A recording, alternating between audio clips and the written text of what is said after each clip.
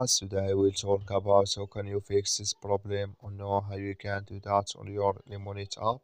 So you just follow these ways, then it's going to work with you. All you have to do in the first, you just click on settings here. So then it's going to take you to this list. It's going to show for you like this. Then you go down here, just click on apps. You come to apps list, and here you're looking for Lemon8 app.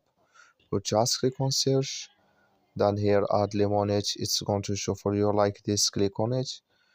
So then it's going to take you to this list. Click on for stop, click on OK.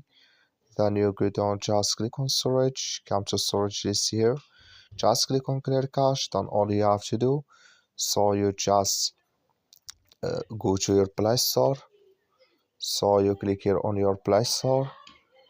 Then here you search for Lemon8, it's going to show for you like this. You will find update, click on it, then it's going to work with you.